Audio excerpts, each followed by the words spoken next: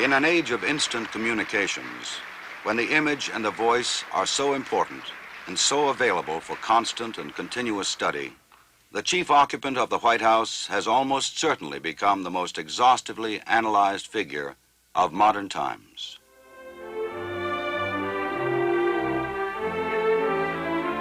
To most Americans, the office of the presidency is a repository of a nation's hopes, its dreams.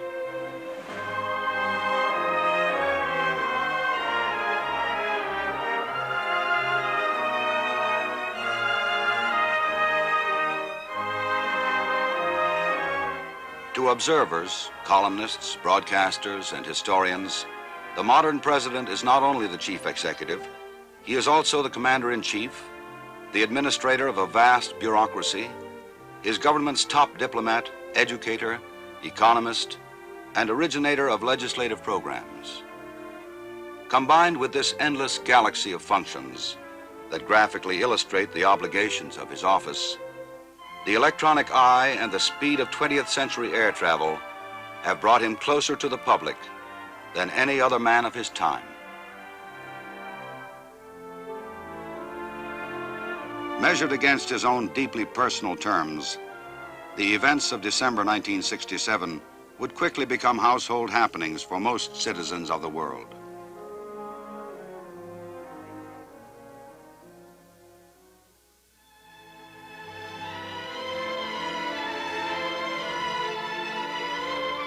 On December 7th, President Johnson joined over 3,000 mourners at New York's St. Patrick's Cathedral as they paid their final respects to Francis Cardinal Spellman.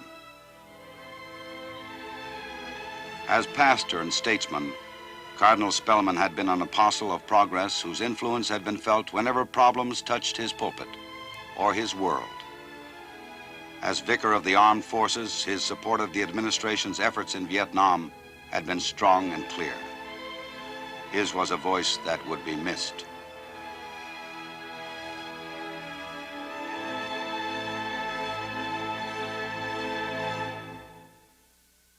Wilt thou love him, comfort him, honor and keep him in sickness and in health, and forsaking all others, keep thee only unto him, so long as ye both shall live? I will.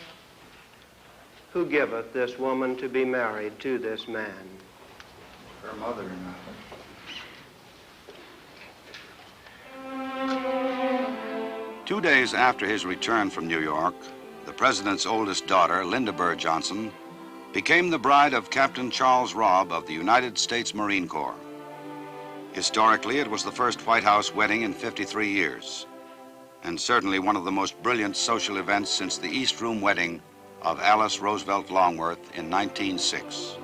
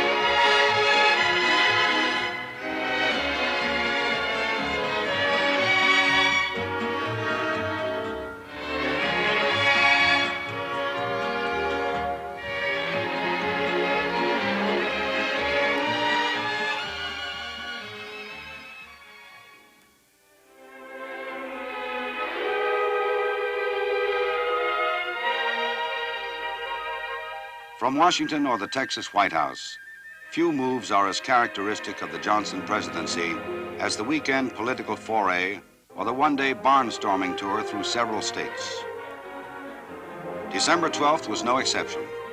First stop, Killeen, Texas, for dedication ceremonies that marked the opening of the Ovida Culp Hobby Library at Central Texas College.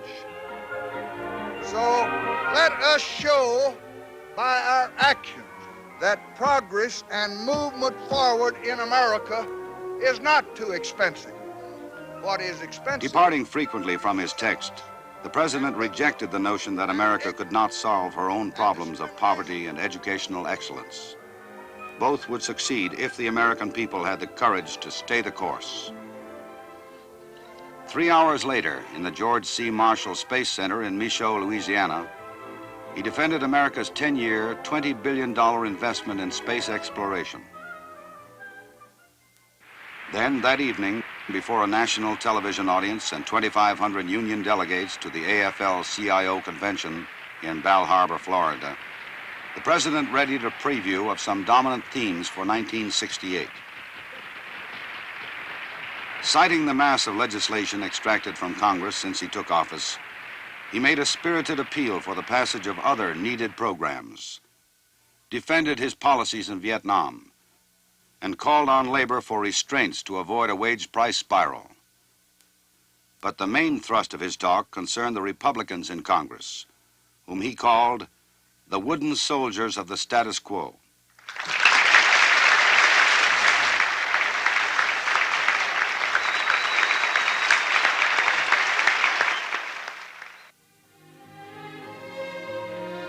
Despite what one critic called the unjust hyperbole of his attack on the Republicans, the president could claim with considerable accuracy that the majority of bills enacted in the past 4 years had grown from administration proposals. It wasn't easy. Every step of the way.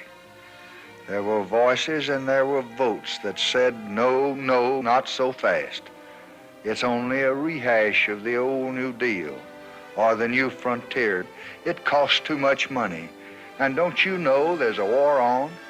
And you'll have to stop progress here at home. I have heard them all. And together we have answered them all.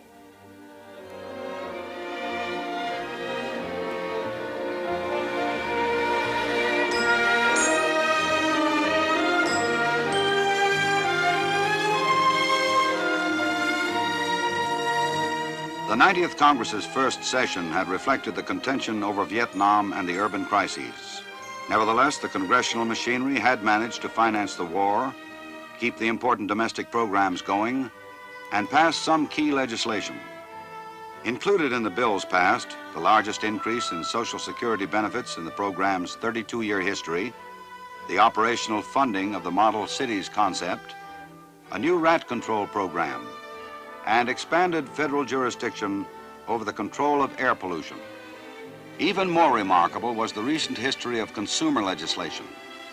With the passage of the Wholesome Meat Act, the full record would show more accomplished consumer legislation in a 2-year period than in all of the other 88 Congresses combined.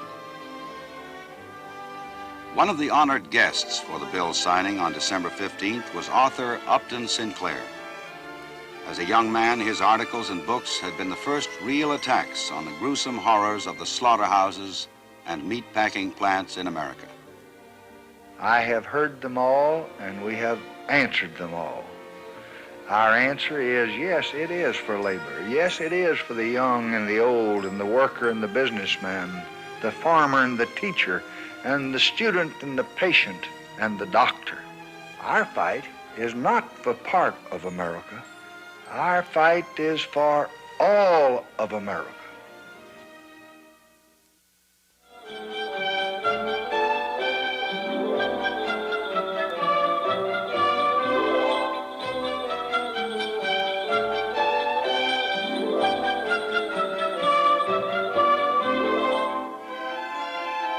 At the traditional lighting of the national Christmas tree, the President and the First Lady joined the nation in celebrating the holiday season.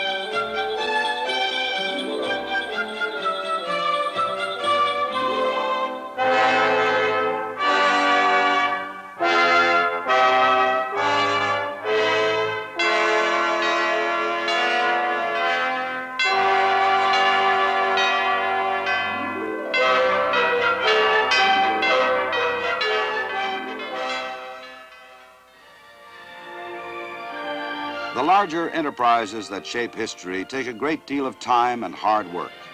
The Kennedy Round was such an enterprise.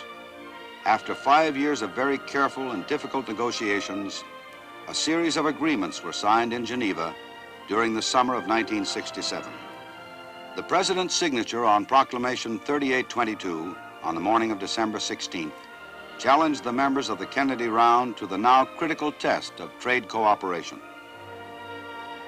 Beginning January the 1st, our tariffs on many of the products that we import will drop in the first of what will be 5 annual reductions. Our trading partners will take equivalent action on their tariffs too. This will mean bigger export sales, we hope, for American businessmen and American farmers. Those who negotiated at Geneva drove a hard bargain, but we believe it was a fair bargain.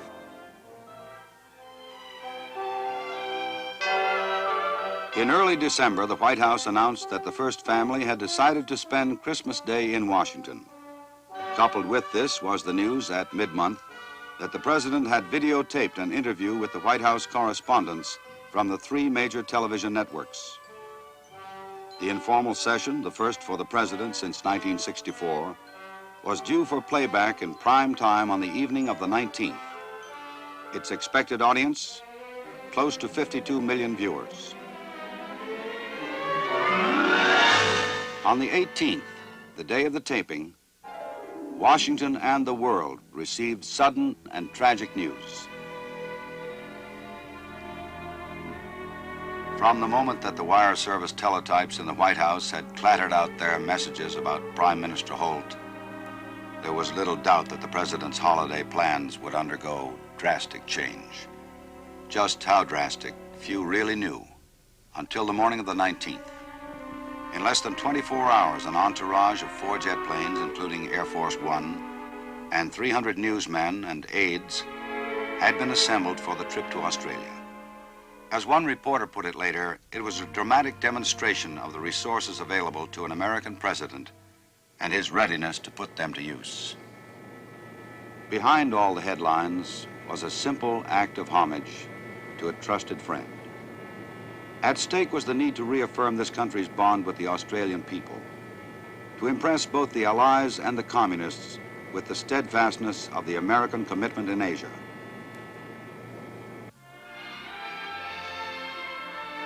The first refueling stop in the 26-hour flight to Canberra was Travis Air Force Base in Northern California. Among the servicemen and dependents who came out to meet the President was one charmer who caught his eye. 4-month-old Madeline Grieve.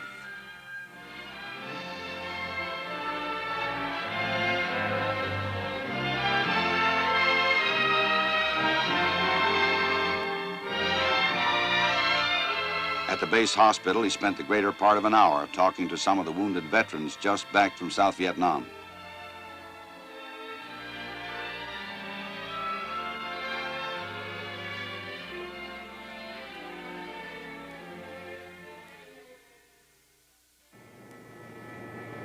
Then at 2:05 p.m. California time, Air Force One sped over San Francisco's Golden Gate.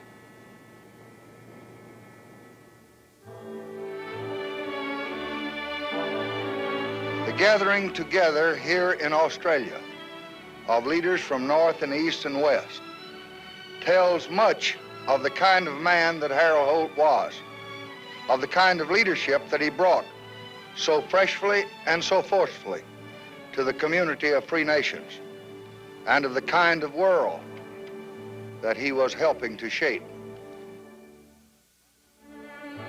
By way of welcome to Canberra, Prime Minister Holt's interim successor, John McEwen, assured President Johnson that despite the change in leadership, there would be no change in Australia's commitment in South Vietnam. Following their 90-minute briefing on the war, President Johnson plunged into an 18-hour day of protocol and courtesy visits and a full round of bilateral discussions with Australian and Asian leaders.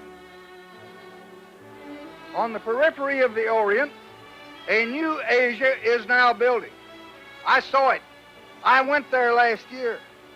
I visited their countries and their people, And as the new Asia becomes a reality, there is a decent hope that the people on the mainland will also turn their minds to the challenge of economic and social development.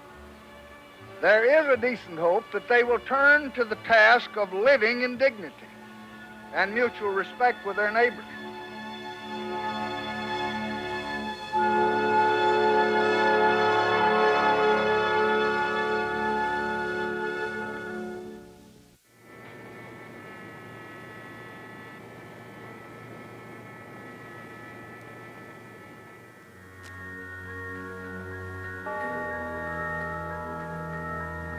On Friday, December 22nd, the scene shifted southward to Melbourne, with its somber crowds and church bells pealing from the Gothic spires of St. Paul's Cathedral.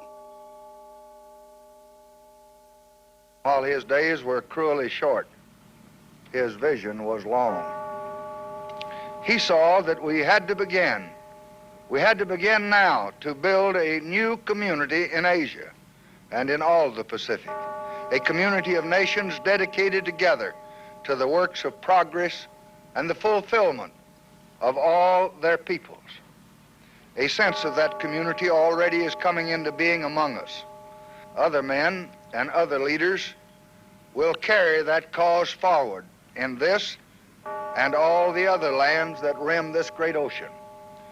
But history is going to reserve a very honored place in its memory for the name and for the role of Harold Holt.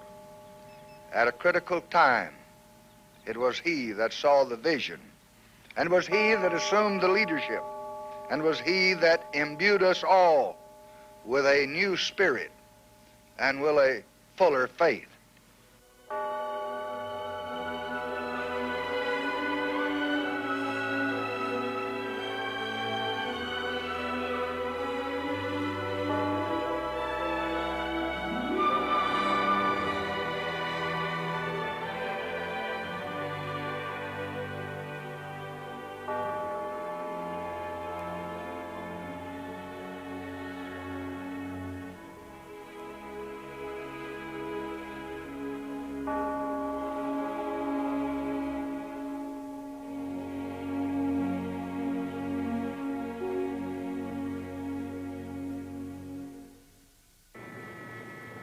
Following the visit to Australia, a curtain of secrecy suddenly and quietly enveloped the presidential caravan.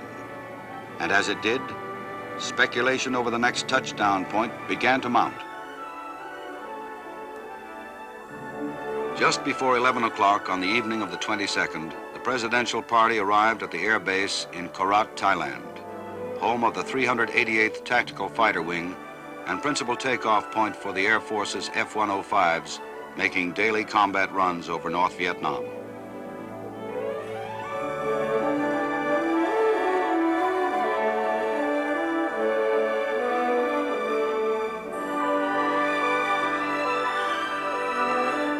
After a 4-hour rest, the president walked to the jet tarmac for a pre-dawn meeting with the pilots and crews on the ready line.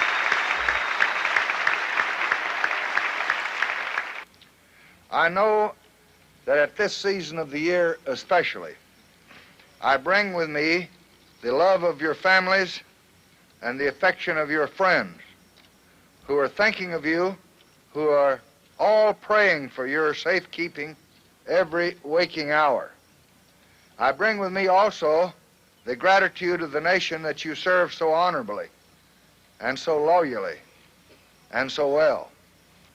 Through the use of air power, a mere handful of you men are pinning down several 100,000, more than 500,000 North Vietnamese.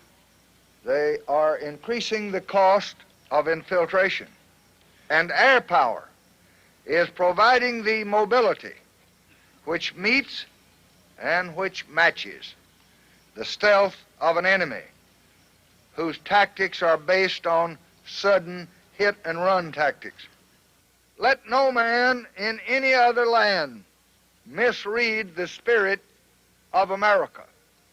It is a spirit that is manifest in the steadfastness and the resolve of a nation that is holding firmly and faithfully to its course.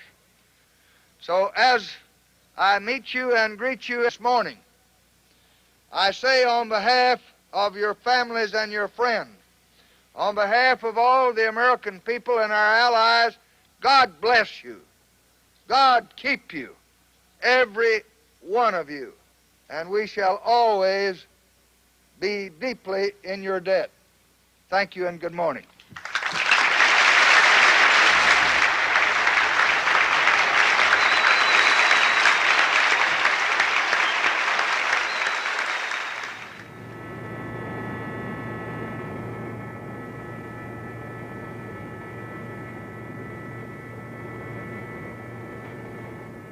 Once over the Asian mainland, the president's next stop seemed almost inevitable.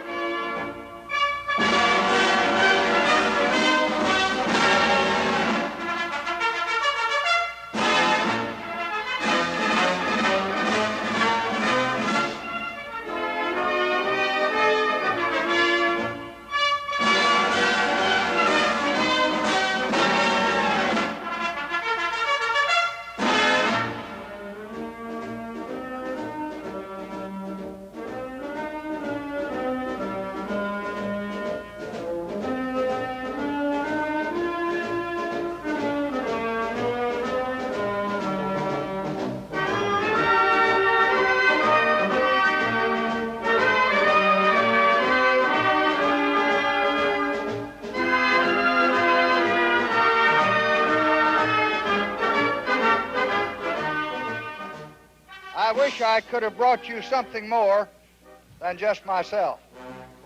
I wish I could have brought you some gift that would wrap up the care and the concern of your families and your loved ones. I wish I could have brought you, too, some sign that the struggle that you're in will soon be over. I can bring you the assurance of what you have fought to achieve. The enemy cannot win now in Vietnam. He can harass, he can terrorize, he can inflict casualties while taking far greater losses himself. But he just cannot win. There must have been times that you wished that this cup might pass from you, that it might have come in some other place at some other time or to some other generation. But it didn't. It came here, and it's with us now. You've taken it with courage that makes all of your countrymen proud of you. And I pray that you will be strengthened this Christmas Day in wartime by the love of your loved ones and your people, by the great confidence that you are inspiring in other people, and by your own great steadfast courage. Now may God bless you, and may God keep each of you.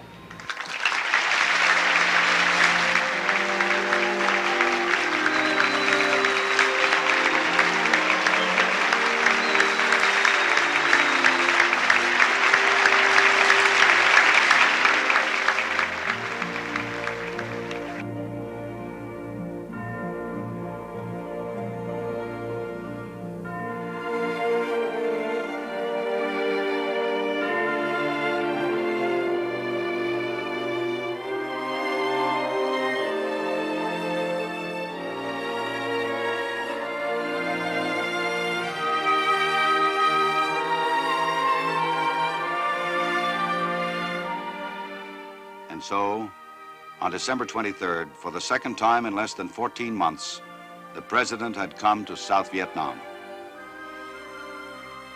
To the reporters on the scene, one idea that had attended each arrival and departure since the beginning of the trip was that President Johnson might seek an audience with Pope Paul VI in Rome. If this was true, then so was the possibility of an around-the-world flight.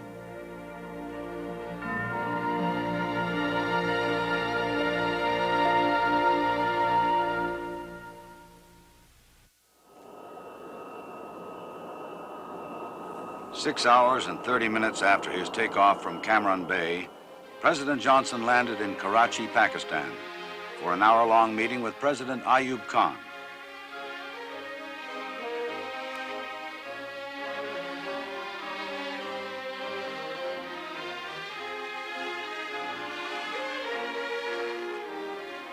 After reviewing Pakistan's rapid progress in agriculture and industrial development, the two presidents discussed the world situation and the prospects for peace in Vietnam.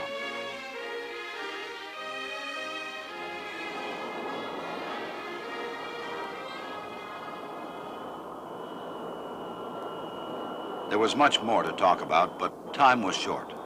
With the engines of Air Force One again whining on the airstrip, indications now pointed toward Rome and the completion of an around-the-world journey.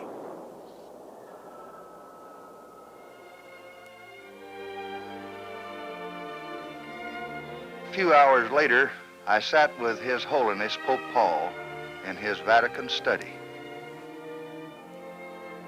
I wanted to tell him that the United States had been actively seeking an end to the war in Vietnam, that we had traveled dozens of roads in search of peace, but that thus far these had proved fruitless journeys.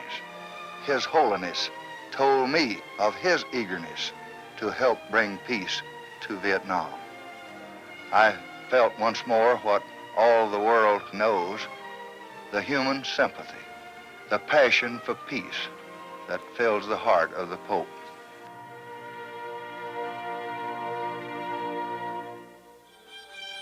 So, after 110 hours, 59 of them in the air, the journey around the world came to an end on Christmas Eve, and the President came home to Washington.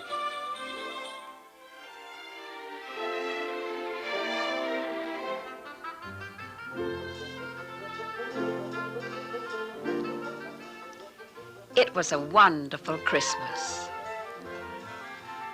Our first Christmas with our grandson, little Lynn, and the first Christmas that our family had spent together at the White House.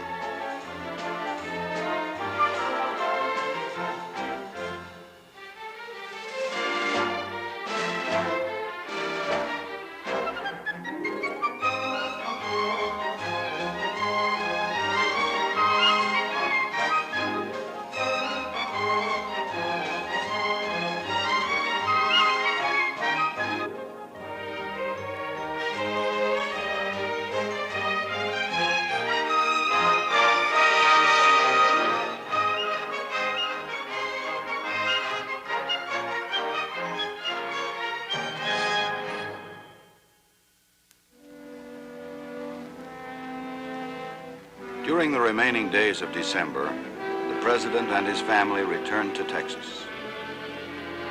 On the agenda was a meeting with the South African heart surgeon, Dr. Christian Barnard, and a series of conferences on the budget message and the State of the Union with key aides and legislators.